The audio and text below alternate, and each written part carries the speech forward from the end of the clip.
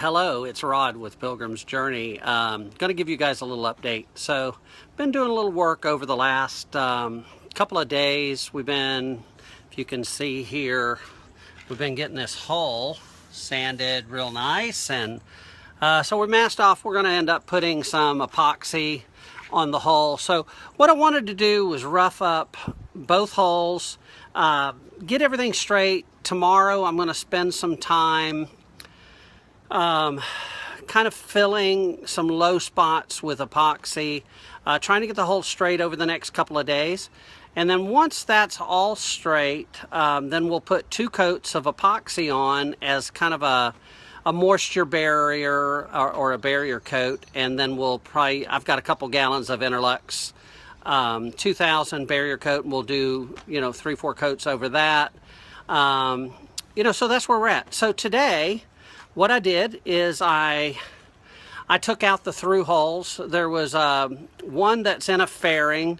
There was another through hole on the inside of the left hole, or the port hole, and then there was another through hole on the other side. So it took a good part of the day to get those out and get everything sanded back down. I'm going to fill one of the holes. We'll use 2 of the holes for some through holes. I'll use one for a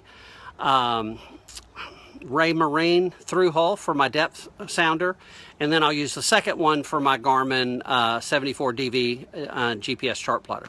So let's take a look at a couple of things that we've done. All right. Okay, so as you can see, we've got the hole sanded down pretty good.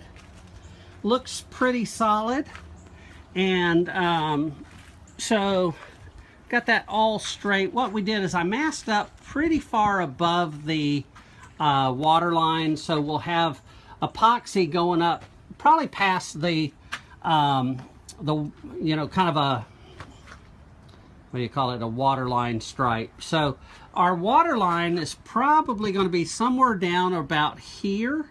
So you can see we've got enough for a stripe above it.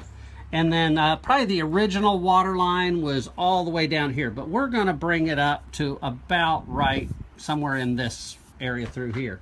So you can see we got both holes kind of sanded. I've got a little bit more work to do. If you remember, we thought there was a little side scan unit that actually went right there. It was not a side scan. It was actually, I don't know if you can see it here. It's this piece, which is actually a grounding bar, so that would ground out some of your instruments and your radar. And you can see here, we've got all the through holes out, and here was the through holes that came out of the boat. They were pretty bad shape. So like I said, we're gonna straighten this out. And if you'll notice here, I don't know if you can see it in the video, it's pretty wavy through here, so we're going to kind of fill all of that in. And then this other hole here is, we've got another through hole right there. I got to do a little sanding around it, and that one's going to be filled in with fiberglass. So let's walk up the street and I'll show you something else. Okay, so we're walking up to this other boat. Now this boat here was, my hull number is 216. This one is about 220. So it's about 4 hull numbers different. If you can notice, he's added kind of the bulbs on the front, which would help with ballast and speed. Very pretty boat. His boat was the same color as ours. He painted it with all craft, which is easier to buff and kind of match and replace. His boat was the same color as mine. It was that tan that's really hideous. And you can see he's redone his windows. He's got a hard top with a hard top Dodger, and kind of a nice boat. So, not bad.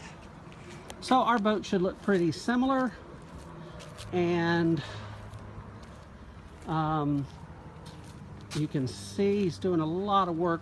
Really pretty boat. He's upgraded his chain plates, His rub rail is really nice. I really like the rub rail on this one.